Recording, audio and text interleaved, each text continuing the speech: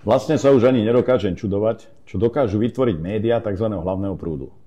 Podobne je tomu aj pri aktuálne sa priestorom valiacej informácií. Chcem podotknúť, že podľa nich šokujúce informácie, že istí zahraniční investigatívni novinári informovali, že partneri Slovenska s nami nebudú zdieľať citlivé spravodajské informácie týkajúce sa hlavne Ruska a Číny. Je správny čas sa ohradiť a zareagovať. Prečo? Lebo toto je príkladná ukážka, ako vzniká, ako sa šíri a hlavne, ako sa do spoločnosti implementuje hoax. Samozrejme, v úvodzovkách demokratické médiá sú toho nielen účastníkom, ale aj spolupáchateľom. A vysvetlím to. Poprvé, toto sú tak citlivé záležitosti, že nejaký investigatívny novinár sa k ním nemá ani náhodou šancu dostať. Po druhé, výmena informácií tohto typu prebieha úplne na inom základe, než sa vyjadruje napríklad zástupca investigatívneho centra Jana Kuciaka. Ale rozumiem, keď už neviem ako a potrebujem byť dôležitý, tak vytvorím takúto informáciu.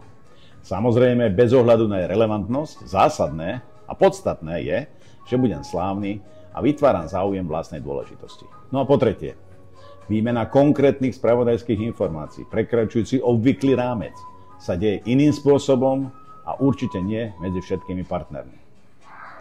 Áno, takto je nastavený systém. Všetky ostatné sú len otrepané tvrdenia progresívno-liberálnych investigatívcov. Bez urážky. Veľmi mi to pripomína scénky z filmu Vrtieť psom. Keď potrebujem, vytvorím kauzu. Najlepšie takú, ktorá definitívne ovplyvní spoločnosť. A v tomto sú zahraniční partneri našich opozičných potentátov veľmi, ale veľmi šikovní. Je poctivé v tomto prípade povedať celému Slovensku, že ak by tieto šírené nepravdy boli faktami, a teda, že by Slovensko vypustili zo systému zdieľania informácií, v praktickom prevenení by to znamenalo, že na druhý deň by sa Slovensko dostalo mimo Severoatlantickú alianciu, vrátane všetkých orgánov a organizácií, ktoré majú niečo dočinenia s fungovaním Európskej únie. Tak sa teda verejne pýtam šíriteľov týchto špekulácií a cieľene škodiacich informácií. Komu týmto robíte službu a akým mocenským záujmom slúžite? S určitosťou viem odpovedať, že nie občanom Slovenska, ani Slovensku ako takému. Stali ste sa obyčajnými námedznými robotníkmi a falošnými sprostredkovateľmi vyvolávania vnútropolitického a vnútrospoločenského napätia. Úmyselne a škodoradostne vyvolávate a šírite obavy a nepokoj medzi ľuďmi.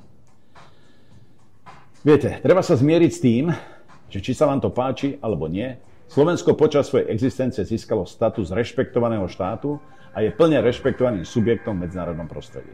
Viem, škrie vás to, ale nepomôžete si a ani takýmito podrazackými aktivitami s využitím akože novinárov renome Slovenskej republiky nepokazíte. Politika totiž nefunguje podľa nejakého manuálu, aj keby ste si to prijali. Jeden taký scenár ste pri Janovi Kuciakovi a Martine Kušnírovej použili. Pomohol vám na chvíľu. Ale slovenská verejnosť a slovenská politika veľmi rýchlo došla na to, kto ste. A podľa toho dopadli aj posledné voľby. Váš problém je v tom, že nedokážete prijať realitu, neviete chápať vôľu občanov a opäť sa len pokúšate ich rozhádať. Ale my už vieme, čo ste zač. A to je v tomto prípade pre Slovensko a jeho občanov najdôležitejšie.